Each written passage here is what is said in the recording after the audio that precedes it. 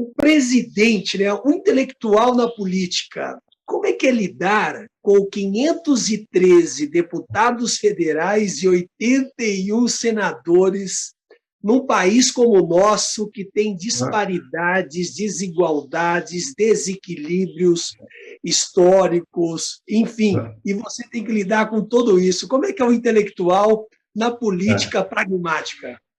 Meu pai foi deputado.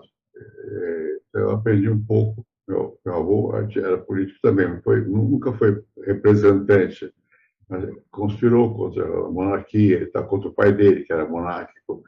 Bom, então eu tinha uma certa noção dessas coisas. Eu não tinha prática, eu tinha uma certa noção. Nunca me assustou o fato de ter galardões, não sei o quê. Isso sempre foi habitual. Confesso que logo que eu cheguei no Senado, eu fiquei um pouco assustado, né?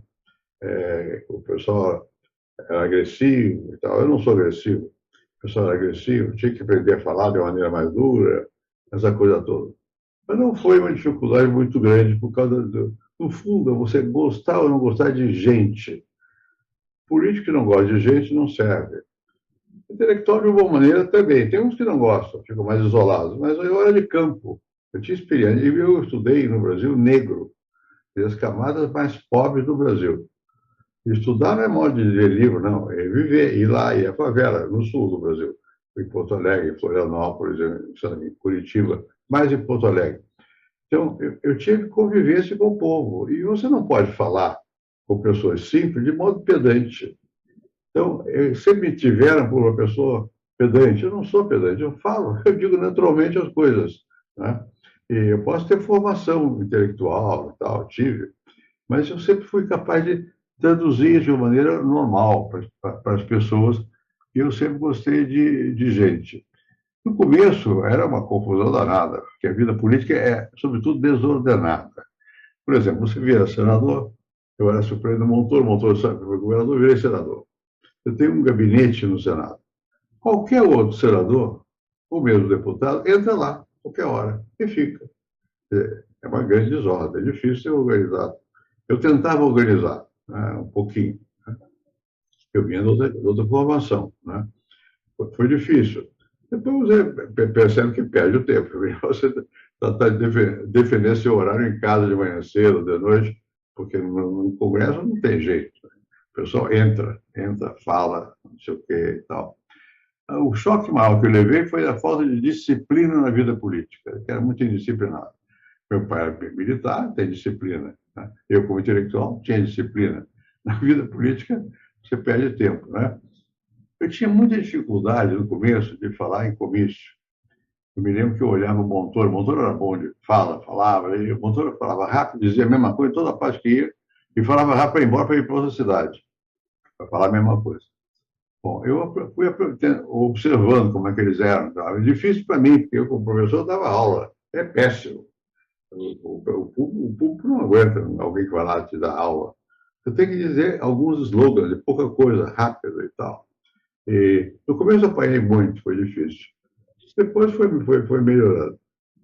Uma coisa que dizem, às vezes, dizem por aqui, que eu desde pequeno quis ser presidente, é mentira. Porque eu queria ser professor. Eu gostava de falar, dar aula, não sei o quê. Eu fui professor, eu tinha 19 anos, 20 anos, eu fui da USP. Né? Então, eu tinha prática dessa coisa de falar com estudantes.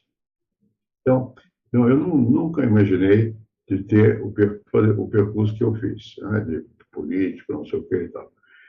Eu tinha uma vantagem sobre alguns dos meus companheiros, porque na minha família aprendi francês. Na época era de francês. Eu tinha Marthe Hélène Joséphine Missanguet.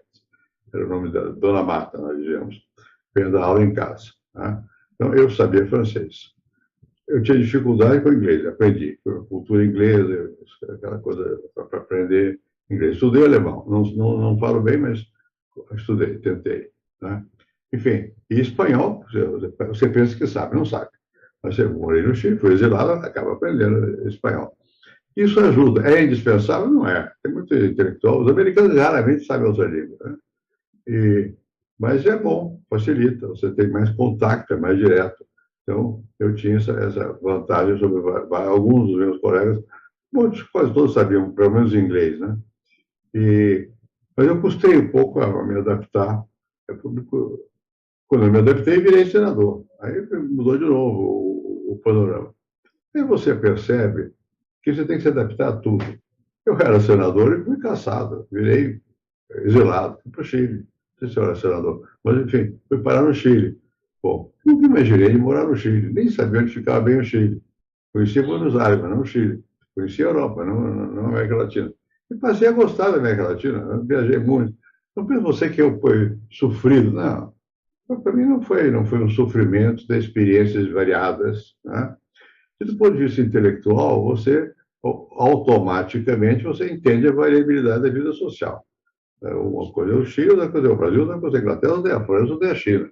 Né? Você tem que entender que existem certas singularidades, a despeito da globalização, de tudo isso, você tem que ter uma certa sensibilidade para o diverso. Então é isso. Então, o resto é consequência. Eu sempre escrevi bastante, publiquei talvez mais do que era necessário, e escrevo em jornal até hoje. Eu gosto, porque o jornal te obriga a ter uma linguagem mais direta, e eu escrevia primeiro na Folha, o jornal Folha de São Paulo, me dava com o Frias, que era o dono da Folha, muito inteligente.